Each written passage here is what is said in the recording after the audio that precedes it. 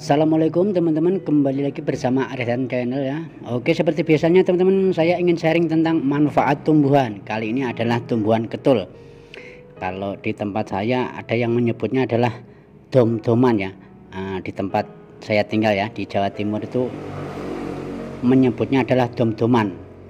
Nah, kalau di daerah lain itu banyak sekali ya teman-teman penyebutannya ya. Ada yang menyebut ketul, ada yang menyebut petul, ketulan, ketul kebo, ketul sapi, jaringan, ajeran, lancing tua, cing lancingan, dan masih banyak lagi penyebutan-penyebutan lainnya ya, karena setiap daerah itu berbeda-beda. Ketul ini memiliki nama ilmiah yaitu Biden pilosa teman-teman. Banyak orang yang menganggap ini adalah gulma. Walaupun dianggap gulma, tetapi memiliki segudang manfaat untuk kesehatan teman-teman ya. Karena dipercayai daun ketul ini banyak mengandung yaitu zat-zat yang dibutuhkan oleh tubuh manusia teman-teman ya. Walaupun penelitiannya ini belum ada, tetapi banyak orang sudah membuktikannya ya. Seperti pada umumnya tumbuhan ketul ini diyakini mempunyai kandungan yaitu antioksidan, flavonoid, tanin, saponin, alkaloid.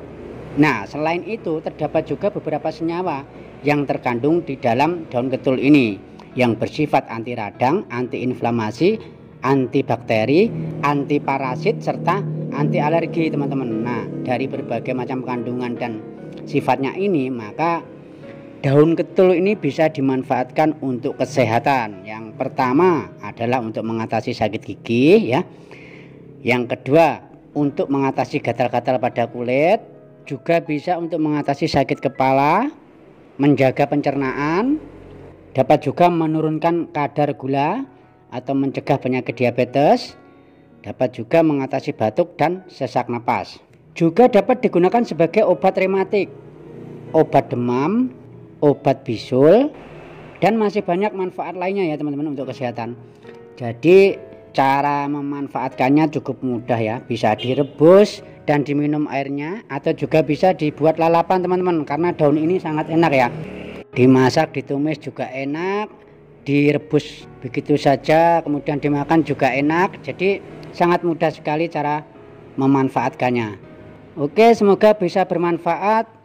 Terima kasih sudah menonton. Sekian, wassalamualaikum.